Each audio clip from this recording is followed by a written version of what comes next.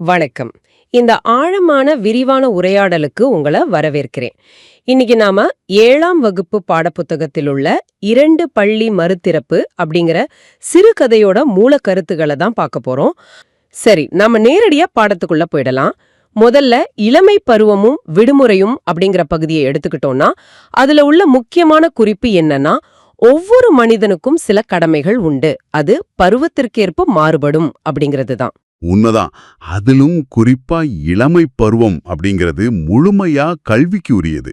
இதத்தான் ஔவையார் இளமையில் கல் அப்படின்னு ரொம்ப தெளிவா சொல்லியிருக்காங்க. ஆமா, இந்த இளமையில் கற்கும் கல்விதான் ஒருவனை சான்றோனாக உருவாக்கும். அதனால எந்த காரணத்திற்காகவும் கல்வியை தவிர்க்க கூடாது அப்படிங்கிற ஒரு அடிப்படையான கருத்தை இந்த பாடம் முன்வைக்குது. சரியா சொன்னீங்க. இப்போ கதையோட சூழலுக்கு வருவோம். பள்ளி திறக்க இன்னும் 2 நாள்கள் மட்டுமே இருந்தன. நம்ம கதையோட நாயகன் மதிவாணனுக்கு கோடை விடுமுறை 1.5 மாசம் அப்படியே ஓடி போய்விடுது. அந்த நேரத்துல அவன் நின்று கொண்டிருந்த பேருந்து நிறுத்தம் முழுவதும் சிறுவர்கள் கூட்டத்தால் நிரம்பி வழிந்தது. இப்போ ஒரு கேள்வி வருது. அந்த பேருந்து நிறுத்தத்தில் மதிவாணன் மற்றும் அவனது நண்பன் கவின் இடையே நடந்த உரையாடல் என்ன? அதாவது மதிவாணன் தோள் மீது கை போட்டபடி கவின் கேக்குறான். மதிவாணனுக்கு அப்போ ஒரு பெரிய குழப்பம் இருக்கு. பள்ளிக்கு செல்வதா அல்லது கடந்த 1.5 மாசமா போயிட்டு இருந்த பின்னலாடை நிறுவனத்துக்கு செல்வதா அப்படிங்கிற குழப்பம்தான் அது.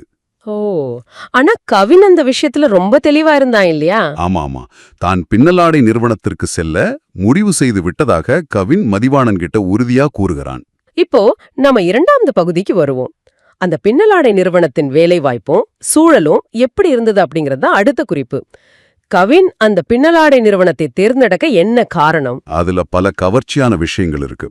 வாரம் வாரம் சம்பளம் கிடைக்கும், திரைப்படம் பார்க்க காசு, மாலையில் பரோட்டா, இடையில் போண்டா கிடைக்கும். எல்லாவற்றுக்கும் மேலாக வீட்டில் யாரும் திட்டுவதில்லை, இந்த மகிழ்ச்சியே தனக்கு போதும் என்று கவின் கூறினான். என்ன சொல்லுது? ஒரு குழந்தை மனசுக்கு இது ரொம்ப பெரிய விஷயமா தான் தெரியும். ஆனா மதிவாணன் விடுமுறையில் என்ன செய்தான்? அவன் சும்மாதானே இருந்தான். ஆமா, மதிவாணன் விடுமுறையின் ஆரம்பத்துல அக்கா வீடு, அத்தை வீடுன்னு சென்று விட்டு அப்புறம் தொலைக்காட்சி பார்த்து பொழுதுபோக்கினான். அப்போதான் கவின் அவனை பார்த்து ஒரு ஆசை வார்த்தை சொல்றான். ஆமா, நாமே புதிய உடைகள், எழுதுகோள்கள், குறிப்பேடுகள் வாங்க சம்பாதிக்கலாம், வீட்ல யாருக்கும் சுமையா இருக்க வேண்டாம்னு சொல்லி மதிவாணனையும் பின்னலாடை நிறுவனத்துல சேர்த்து விட்டான். அப்படி சேர்ந்த மதிவாணனுக்கு அங்க என்ன வேலை தெரியுமா? ஆடைகளை அடுக்கி கட்டும் வேலைதான். அப்படியே அந்த நிறுவனத்துல 1.5 மாசம் ஓடிவிட்டது. அங்கே உள்ள சலுகைகளை நாம கவனிச்சோம்னா, சனிக்கிழமை வாரச்சம்பளம் கொடுக்கறாங்க, காலை 10 மணிக்கும் பிற்பகலிலும் வடை மற்றும் தேநீர் கிடைக்குது, இரவுல பரோட்டா தோசைன்னு உணவும் கொடுக்கறாங்க. இந்த மாதிரி சலுகைகள் இருந்தா சிறுவர்கள் கண்டிப்பா வேலைக்கு வருவாங்க இல்லையா? மதிவாணனும் தன்னோட சம்பள பணத்தை அம்மாவிடம் கொடுத்தான். அவங்க அம்மாவும் அதை பத்திரமாக வைத்து பள்ளி திறக்கும் போது செலவு செய்யலாம் என்று கூறினார். அந்த பின்னலாடை நிறுவனத்தில் ஆட்கள் தேவை மிகுதியாக இருந்ததால் சிறுவர்களை வேலை கெடுப்பதில் எந்த குறைபாடும் இல்லை. சரி, இப்போ நாம தொழிலாளர் வாழ்வும் மதிவாணனின் கனவும் அப்படிங்கிற 3வது பகுதிக்கு போகலாம். அந்த நிறுவனத்தில் அதிகாரிகள் ஆய்வு நடக்கும்போது சிறுவர்கள் என்ன செய்ய அறிவுறுத்தப்பட்டார்கள்? அது ரொம்பவே ஒரு முக்கியமான ஒரு பகுதி. அதிகாரிகள் ஆய்வுக்கு வரும்போது சிறுவர்களை உடனடியாக வெளியே அனுப்பிவிடுவார்கள். ஒருவேளை அவங்க அதிகாரிகளிடம் பிடிபட்டு விட்டால் தங்களது வயதை 15 என்று பொய் சொல்ல சொன்னார்கள். இந்த இடத்துலதான் மதிவாணனுக்கு ஒரு புரிதல் வருது. தான் ஒரு குழந்தை தொழிலாளி என்பதையும் வாழ்க்கை முழுவதும் இப்படியே தொழிலாளியாகவே இருக்க நேரிடும் என்பதையும் அவன் முழுமையாக உணர்ந்தான். கண்டிப்பா.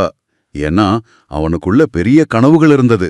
அவன் மருத்துவராகணும், பொறியாளராகணும், வெளிநாட்டு வேலைக்கு போகணும்னு எல்லாம் ஆசைப்பட்டான். நாம படித்தால் அதிக சம்பளத்தில் வேற வேலை பார்க்கலாம், சொந்தமாக தொழில் செய்யலாம் அப்படிங்கிற எண்ணம் அவனுக்குள்ள வருது. விளம்பர பலகையில் அவன் அம்பேத்கர் மற்றும் அப்துல் கலாம் படங்களை பார்த்தான் இல்லையா? ஆமா, அவர்களைப் போல் வாழ்க்கையில உயர படிப்புதான் அடிப்படை தேவை என்பதை அவன் ஆழமாக உணர்ந்தான். ஆனா அவங்க அப்பாவோட எண்ணம் வேற மாதிரி இருக்கு.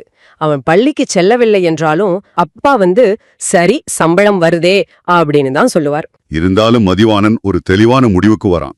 இந்த குறைந்த சம்பளத்திற்காக வெறும் பரோட்டா போண்டாவிற்கு அடிமையாகி படிப்பை தொலைக்கக்கூடாது என்று தனக்குத்தானே தலையை ஒழுக்கிக் கொண்டான். சரி, அடுத்து பேருந்து நிறுத்தத்தில் நடந்த நிகழ்வு அப்படிங்கிற 4வது பகுதிக்கு வருவோம். அந்த பேருந்து நிறுத்தத்தில் வரும் பேருந்துகள் எல்லாம் நிரம்பி வழிந்தன. கூட்டத்தால் கவின் மதிவாணனை கையை இழுத்து கூட்டம்தான் நடந்து போய்விடலாம் என்றான். அப்பதான் மதிவாணன் அருகில் ஒரு முதியவர் வந்து நின்றார். அவர் முகம் இடுங்கி மலிக்கப்படாமல் மிகவும் சோர்வாக இருந்தது. அவர் சிறுவர்களிடம் வந்து, இது நல்லூர் போகுமா என்று கேட்டார். ஒரு சிறுவன் அந்த பேருந்தின் முகப்பை கூர்ந்து கவனித்துவிட்டு எதுவும் பேசாமல் சிரித்தான். முதியவர் மீண்டும் கேட்டபோது, எங்களுக்கு படிக்கத் தெரியாது என்று ஒரு சிறுவன் முகத்தை திருப்பிக் கொண்டான். இப்ப கேள்வி என்னன்னா, அந்த முதியவரை அந்த சிறுவர்கள் எவ்வாறு நடத்தினார்கள்? அதாவது அந்த முதியவர் ரொம்பவும் வருத்தத்தோட, சின்ன பசங்களா இருக்கீங்க, இது கூட படிச்சு சொல்ல தெரியாதா என்று கேட்டார். அதற்கு ஒரு சிறுவன், பெரியவரே, இத படிக்க கூட உங்களுக்கு தெரியாதா என்று கேலி செய்தான். மற்றவர்கள் ஓவென்று சிரித்தார்கள். ஆனா மதிவாணன் அப்படி செய்யல. அவ முதியவரிடம் சென்று, இந்த பேருந்து நல்லூர் போகாது, வந்ததும் நானே சொல்கிறேன் என்றான். அந்த இடத்துல கல்வியறிவு இல்லாததால் முதியவரால் பேருந்தில் எழுதியிருப்பதை படிக்க முடியவில்லை. அவர் அவமானப்படுகிறார் என்பதை மதிவாணன் ரொம்ப ஆழமா உணர்ந்தான். நாமும் கல்வியறிவு இல்லாமல் போனால் வாழ்க்கை முழுவதும் இப்படித்தான் அவமானப்பட வேண்டும் என்று நினைத்தான்.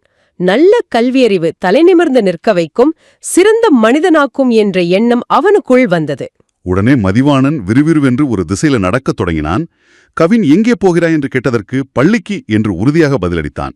பள்ளி திறக்க இன்னும் 2 நாள்கள் இருந்தாலும் தான் பள்ளிக்குச் செல்வதாக கூறினான். அந்த சாலைகளை கடந்தபோது சிறகுகளை கட்டிக்கொண்டு பறப்பது போல் அவனுக்கு தோன்றியது. யாருமில்லாத பள்ளியை வேடிக்கை பார்க்க அவன் விரும்பினான். இதோட அந்த பாடத்தோட கதை குறிப்புகள் முடியுது. ஆமா, அடுத்த ஆசிரியர் குறிப்பு பார்க்கணும். இக்கதையை எழுதியவர் சுப்ரபாரதி மணியன். இவர் தனது படைப்புகள்ல வலியுறுத்திய கருத்துகள் என்னன்னா, குழந்தை தொழிலாளர் முறை ஒழிப்பு மற்றும் இயற்கை வளங்களை பாதுகாத்தல். இவரோட படைப்புகள் பாத்தீங்கன்னா சிறுகதை, புதினம், கட்டுரை என்று பல வகைகள்ல இருக்கு. இவர் நடத்தும் இதழின் பெயர் கனவு. மேலும் இவர் எழுதிய முக்கியமான நூல்கள் பின்னல், வேட்டை, தண்ணீர் யுத்தம், புத்துமண் மற்றும் கதை சொல்லும் கலை. இது எல்லாமே பாடத்துல கொடுக்கப்பட்ட குறிப்புகள். அருமை. இப்போ நாம பாடத்தோட அனைத்து வரிகளையும் எந்த புள்ளியும் விடுபடாமல் தெளிவுரையா வழங்கிட்டோம். இது உங்களுக்கு ஒரு தேர்வு பயிற்சி மாதிரியே இருக்கும். நான் முதல் கேள்வியிலிருந்து ஆரம்பிக்கிறேன். 1. கதையின் தலைப்பு என்ன? 2. பள்ளி மறுதிறப்பு. 2. ஒவ்வொரு மனிதனுக்கும் பருவத்திற்கு ஏற்ப மாறுபடுவது எது? கடமைகள். 3. இளமை பருவம் எதற்கு உரியது? கல்விக்கு. 4. இளமையில் கல் என்று கூறியவர் யார்? ஔவையார். 5. ஒருவனை சான்றோனாக உருவாக்குவது எது? இளமையில் கற்கும் கல்வி. 6. பள்ளி திறக்க எத்தனை நாள்கள் இருந்தன? 2. 7. மதிவாணனுக்கு கோடை விடுமுறை எத்தனை மாதம் ஓடியது? 1.5 மாதம். 8. பேருந்து நிறுத்தம் எதனால் நிரம்பி வழிந்தது? சிறுவர்கள் கூட்டத்தால். 9. மதிவாணனின் தோள் மீது கை போட்ட நண்பன் யார்? கவின். 10. கவின் எந்த நிறுவனத்திற்கு செல்ல முடிவெடுத்தான்? பின்னலாடை நிறுவனம். 11. கவினுக்கு வாரம் வாரம் என்ன கிடைத்தது? சம்பளம். 12. மாலையில் கவின் என்ன சாப்பிட்டான்? பரோட்டா. 13. இடையில் கவின் என்ன சாப்பிட்டான்? போண்டா. 14. மதிவாணன் விடுமுறையில் யார் யார் வீட்டிற்குச் சென்றான்? அக்கா மற்றும் அத்தை வீடு. 15. மதிவாணன் எதை பார்த்து பொழுதுபோக்கினான்? தொலைக்காட்சி. 16. பின்னலாடை நிறுவனத்தில் மதிவாணனுக்கு என்ன வேலை? ஆடைகளை அடுக்கி கட்டும் வேலை. 17. வாரச் சம்பளம் எந்த கிழமையில் கிடைக்கும்? சனிக்கிழமை. 18. காலை 10 மணிக்கும் பிற்பகலிலும் என்ன கிடைக்கும்? வடை மற்றும் தேநீர். 19. மதிவாணனின் அம்மா சம்பளப் பணத்தை என்ன செய்தார்? பத்திரமாக வைத்தார். 20. பின்னலாடை நிறுவனத்திற்கு ஆய்வுக்கு வருபவர்கள் யார்? அதிகாரிகள். 21. அதிகாரிகள் வரும்போது சிறுவர்களை என்ன செய்வார்கள்? வெளியே அனுப்புவார்கள். 22. பிடிப்பட்டால் வயதை என்னவென்று சொல்லச் சொன்னார்கள்? 15. 23. மதிவாணனுக்கு என்னவாக வேண்டும் என்ற கனவுகள் இருந்தன? மருத்துவர் மற்றும் பொறியாளர். 24. விளம்பரப் பலகையில் யார் படங்களை மதிவாணன் பார்த்தான்?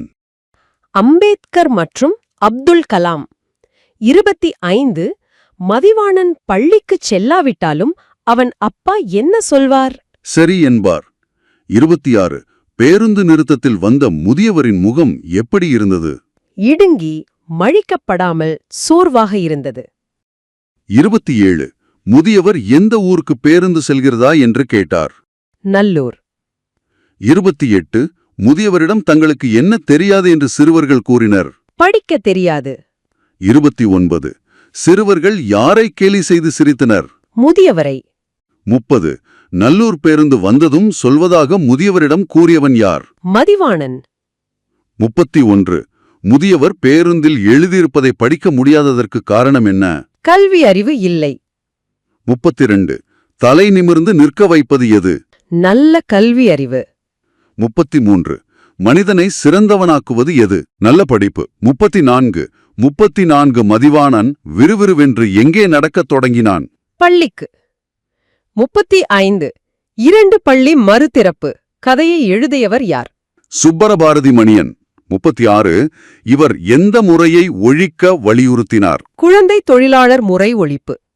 37 இவர் எவற்றை பாதுகாக்க வலியுறுத்தினார்? இயற்கை வளங்கள். 38 இவர் நடத்தும் இதழின் பெயர் என்ன? கனவு. 39 இவர் எழுதிய நூல்களுள் ஒன்று கூறு. பின்னல். 40 கதை சொல்லும் கலை என்ற நூலை எழுதியவர் யார்? சுப்ரபாரதி மணியன். ஆக பாடத்தோட முக்கியமான 40 கேள்விகளையும் நாம முழுமையா பார்த்துட்டோம். ஆமாங்க.